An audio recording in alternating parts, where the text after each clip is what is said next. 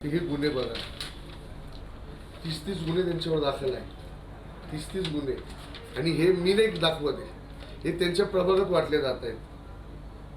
स्वतःच्या सुधाकर बडगुजर 25 मध्ये आहेत, त्यांच्या ह्याच्यात वाटले जात आहेत. कोण वाटतंय पण समोरचे उमेदवार स्थानिक लोक वाटतायत का गुन्हेगार नको? कारण की तिथले स्थानिक 15-20 कुटुंब आज काय भोगतायत त्यांना माहिती. यांच्याबरोबर कामाची लालच द्यायची, तुम्हाला काम देतो आणि त्यांच्याकडनं गुन्हे करून घ्यायचे. ते गुन्हे झाल्यानंतर स्वतःचा पोरगा सेव्ह करायचा आणि त्या समोरच्या पोरांना जेलमध्ये टाकायचं. मोक्यासारखे गुन्हे त्यांच्यावर दाखल आहे. आणि त्यांना पुढं घरच्यांना किराणा आहे, दवाखान्याला पैसे आहे, कधी विचारायचं नाही. अशी विकृतीचे लोक आहेत. तिथली स्थानिक जनता सुद्धा वैतागली आहे. तिथलं बघून आणि इथली जनता सुज्ञ आहे. म्हणजे माय माऊली, म्हणजे ज्येष्ठ श्रेष्ठ इथले खूप सुशिक्षित आहेत. त्यांना कळतंय, ते सगळे बघतायत आजूबाजूचं. त्याच्यामुळे तो सगळं निर्णय होईलच. तो म्हणजे ते किंग मेकर ठरतील वगैरे यात काही तथ्य नाही. म्हणजे तुम्हाला त्यांची कॉम्पिटिशन वाटत नाही का? ते तुम्हाला तुमचे प्रतिस्पर्धी याच्यामध्ये वाटत नाही? नाही वाटत. प्रतिस्पर्धी काय कसं वाटणार?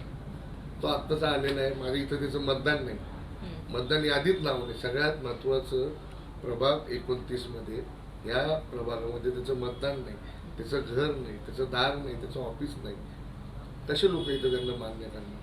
आणि एका कुटुंबात लोकांचा खूप रोष आहे. आई, बाप, मुलगा. खरं तर या इलेक्शन मध्ये लहान लहान पोर उभे राहिले असते तर पूर्ण परिवार उभा राहिला असता. आणि त्यांना विकासच करायचा आहे.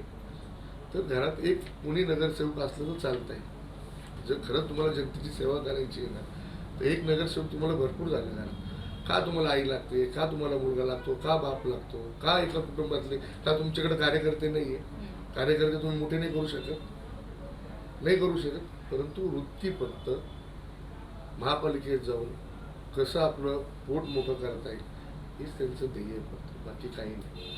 अहो, प्रभागातले काम त्यांच्या कंपनीच्या नावावर आहे.